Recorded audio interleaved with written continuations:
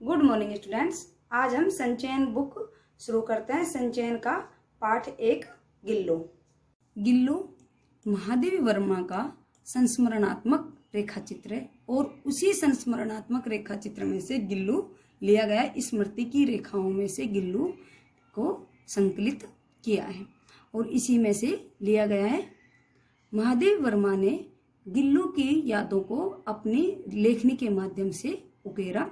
और महादेवी वर्मा का जीवन परिचय।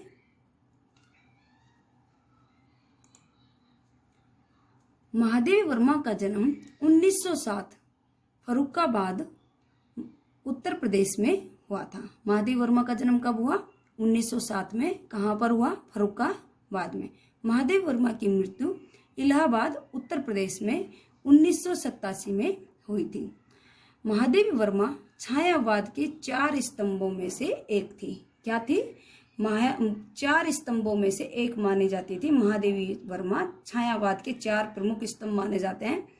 जयशंकर प्रसाद, सूर्यकांत त्रिपाठी निराला और सुमित्रानंदन पंत और महादेवी वर्मा। ये 4 क्या है? छायावाद के प्रमुख स्तंभ।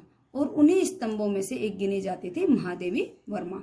हिंदी के महत्वपूर्ण काव्य युग छायावाद के कवि चतुष्टय में से एक है। कवि चतुष्टय का अर्थ क्या होगा? 4 कवियों में से एक है। और महादेवी वर्मा को आधुनिक काल की मीरा भी कहा जाता है। जैसे भक्ति काल की मीरा ये जो राजस्थान से संबंधित है। और महादेवी वर्मा को आधुनिक काल की मीरा कहा जाता है। प्रेम और करुणा से, प्रेम और करुणा हृदय से, मन से लिखती थी वह। प्रेम और करुणा से ओतप्रोत काव्य गीतों एवं संस्मरणात्मक रेखा चित्रों के लिए वह बहु प्रशंसित थी। मन भाव से लिखना, जहां प्रेम और करुणा आ जाती है वह मन और हृदय से जुड़ जाते हैं। हृदय से जो लिखता है वहां करुणा का उत्प्रोत हो जाता है। काव्य गीतों में, उनके काव्य गीतों में क्या था? दुख का भाव प्रकट होता था। वह तो प्रेम और करुणा से उत्प्रोत होकर काव्य गीत लिखती थी। और संस्मरण किसी की याद में, जो उसके परिवार के सदस्य थे, जो भी उसने परिवार में पशु जीव जंतु जो भी पाल रखे थे, उन सभी के बारे में उसने लिखा। तो वो उन सभी को बारे में लिखा तो वो क्या कर दिया? स्मृति की रेखाएं नामक एक संस्मरण में उसे संकलित कर दिया। तो संस्मरणात्मक रेखा चित्र के लिए भी वह प्रशंसित थी। भारत सरकार द्वारा पद्म भूषण से सम्मानित की गई थी। भारत सरकार ने उन्हें पद्म भूषण सम्मान दिया था। उन्हें ज्ञानपीठ पुरस्कार से भी सम्मानित किया गया था। हिंदी साहित्य का सबसे बड़ा पुरस्कार है ज्ञानपीठ पुरस्कार। वह यामा कृति के लिए मिला था। यामा जो उसकी पुस्तक थी उसके लिए उसे मिला था, कविता संग्रह के लिए। वर्तमान में ज्ञानपीठ पुरस्कार किसी पर्टिकुलर बुक पे नहीं दिया जाता, एक प्रमुख बुक पे नहीं दिया जाता। क्या दिया जाता है? उसकी पूरी काव्य रचनाओं के माध्यम को देखकर, किसने कैसी काव्य रचनाएं की, कितना अच्छा लिखा है, उन सभी के ऊपर उन्हें ज्ञानपीठ पुरस्कार दिया जाता है। और पहले क्या किया जाता था? एक बुक के ऊपर, ये बुक ज्यादा अच्छी है तो उसके ऊपर उसे ज्ञानपीठ पुरस्कार दिया गया। पुरस्कार कौन सा? और साहित्य अकादमी की फेलो भी रही, वह साहित्य अकादमी की सदस्य भी रही। महादेवी वर्मा को प्रथम महिला थी हिंदी में जिन्हें ज्ञानपीठ पुरस्कार मिला था। ज्ञानपीठ पुरस्कार से सम्मानित किया गया। वह साहित्य अकादमी की फेलो भी रही, सदस्य भी रही। प्रमुख कृतियां महादेवी वर्मा की प्रमुख रचना निहार, रश्मि, नीरजा, यामा, दीपशिखा, ये क्या है? कविता संग्रह। श्रृंखला की कड़ियां क्या है? निबंध। श्रृंखला की कड़ियां क्या है? महादेवी वर्मा के निबंध। स्मृति की रेखाएं, अतीत के चलचित्र, ये क्या है? संस्मरण।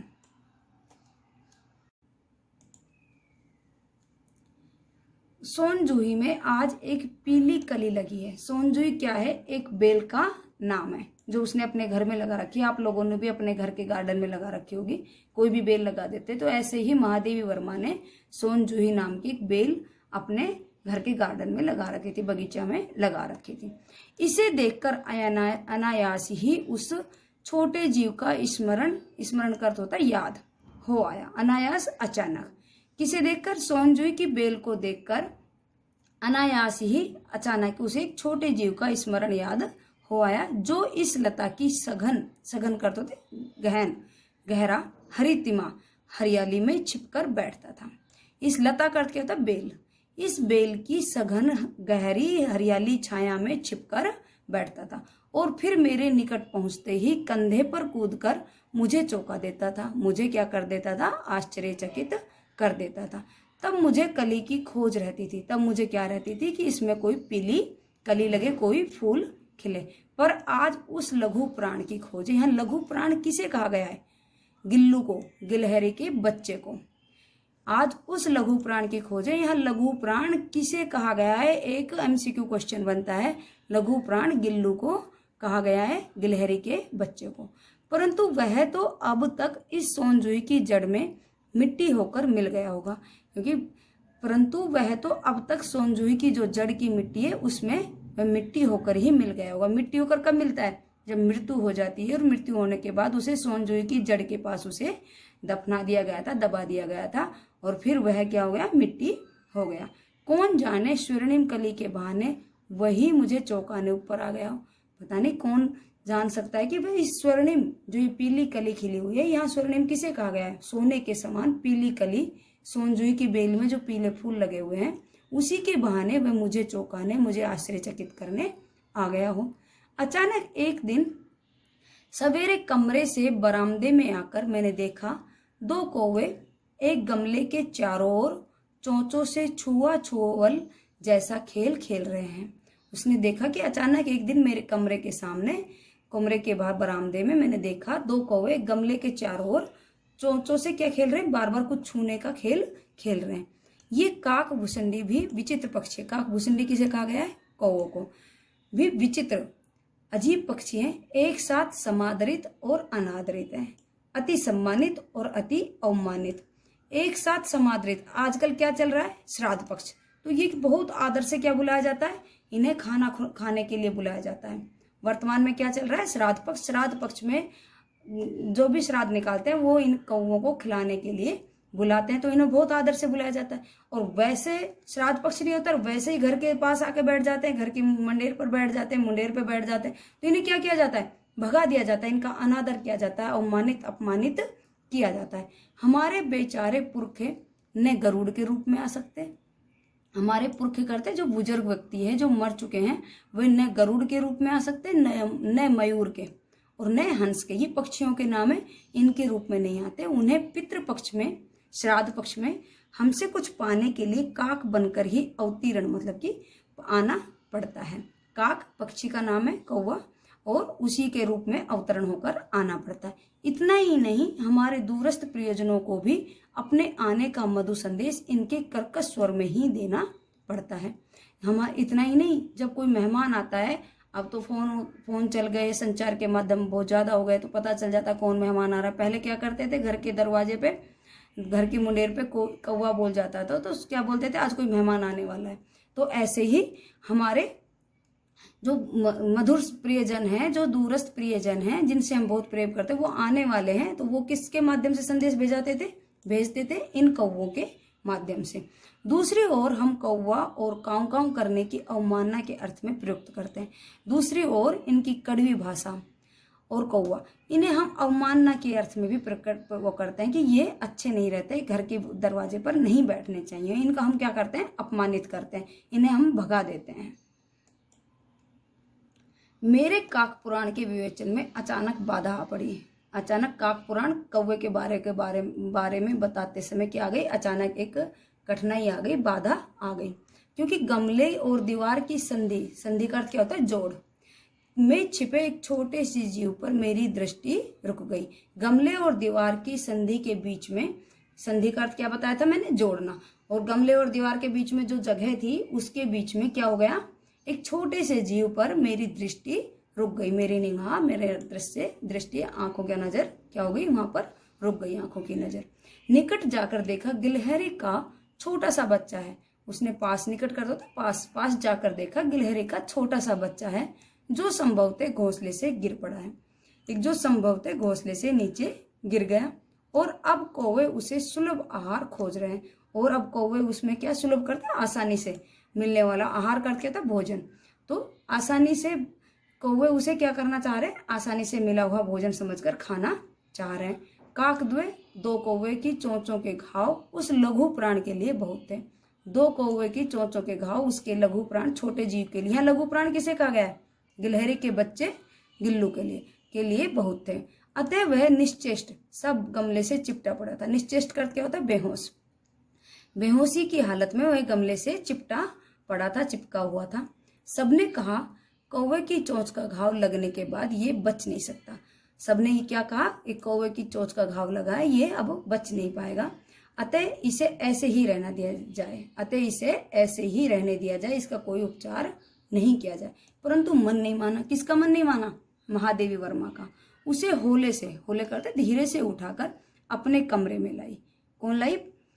महादेवी वर्मा उसे धीरे से उठाकर अपने कमरे में लाई। फिर रुई से रक्त पोंछकर घावों पर पेनिसिलिन का मरहम लगाया। रुई से रक्त पूछा और घाव पर पेनिसिलिन का, एक दवा का नाम है पेनिसिलिन का, मरहम लगाया। रुई की पतली बत्ती दूध से भिगोकर जैसे जैसे उसके नन्हे से मुंह में लगाई। जैसे तैसे उसके नन्हे से मुंह में क्या लगाई? पतली सी बत्ती दूध में भिगोकर, पर मुंह खुल न सका। उसका मुंह नहीं खुला और दूध की बूंदें दोनों ओर ढुलक गई। दूध की बूंदें थी जो दोनों ओर ढुलक गई थी। कई घंटे के उपचार के उपरांत करते थे बाद में उसके मुंह में एक बूंद पानी टपकाया जा सका।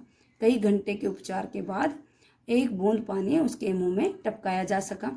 तीसरे दिन वह इतना अच्छा और आश्वस्त हो गया था, आश्वस्त कर दो विश्वास हो जाना, मेरी उंगली अपने दो नन्हे पंजों से पकड़कर नीले कांच की मोतियों जैसी आंखों से इधर उधर देखने लगा। आंखों की तुलना किससे की है? नीले कांच के मोती के समान। किसकी आंखों की तुलना की है? गिलहरी के बच्चे की आंख की तुलना की है, क्योंकि उसकी आंखें कैसी है? नीले कांच की मोतियों के समान है और वह आंखों से इधर उधर देखने लगा। 3-4 मास में उसकी स्निग्ध रोए, झब्बेदार पूंछ, चंचल चमकीली आंखें सबको विस्मित आश्चर्यचकित करने लगी। ये गिल्लू की शारीरिक विशेषताएं।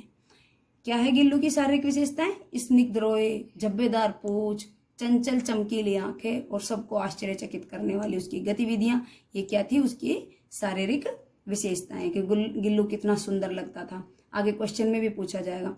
हमने उसकी जातिवाचक संज्ञा को व्यक्तिवाचक का रूप दे दिया। मैंने आपने 8th क्लास में संज्ञा पढ़ी थी, 8th क्लास में। तो संज्ञा 3 प्रकार की बताई थी, जातिवाचक, व्यक्तिवाचक और भाववाचक। व्यक्तिवाचक रूप दे दिया। जातिवाचक में क्या आता है? पूरे समूह का बोध कराया जाता है। अगर गिलहरी बोलते हैं तो गिलहरी क्या करती? गिलहरी जाति की सारी गिलहरियों का बोध कराती, लेकिन उसका क्या नामकरण कर दिया? उसका पर्टिकुलर नाम रख दिया गिल्लू। तो वह कौन सी संज्ञा का रूप आ गया? व्यक्तिवाचक। तो उसे व्यक्तिवाचक का रूप दे दिया। इस प्रकार हम उसे गिल्लू कहकर बुलाने लगे। किसे गिल्लू कहकर बुलाने लगे? गिलहरी के बच्चे को गिल्लू कहकर बुलाने लगे। मैंने फूल रखने की एक हल्की डलिया में रुई बिछाकर उसे तार से खिड़की पर लटका दिया। मैंने फूल रखने की जो एक छोटी सी डलिया थी उसमें रुई बिछाकर उसे तार से खिड़की पर लटका दिया। 2 वर्ष गिल्लू का घर रहा। 2 वर्षों तक गिल्लू का वही घर रहा। वह स्वयं हिलाकर अपने घर में झूलता और अपनी कांच की मनकोसी आंखों से, यहाँ मनकोसी आंखों से, यहाँ उपमा अलंकार भी आया है। मैंने आपको 8th क्लास में अलंकार भी पढ़ाए थे, जहां वाचक शब्द आ जाता है सासी, और किसके साथ तुलना की जा रही? किसकी तुलना की जा रही? आंखों की तुलना की जा रही, कांच के मनकों से, सी आंखों से। तो यहाँ क्या आ गया? अलंकार भी आ गया। कांच के मनकोसी आंखों से कमरे के भीतर और खिड़की से बाहर न जाने क्या देखता समझता रहता। वह कमरे के भीतर और खिड़की के बाहर न जाने में क्या देखता, क्या समझता रहता, परंतु उसकी समझदारी और कार्यकलाप सबको आश्चर्यचकित होता था। उसकी समझदारी और कार्यकलाप पर सभी को आश्चर्यचकित होता था। Thank you class.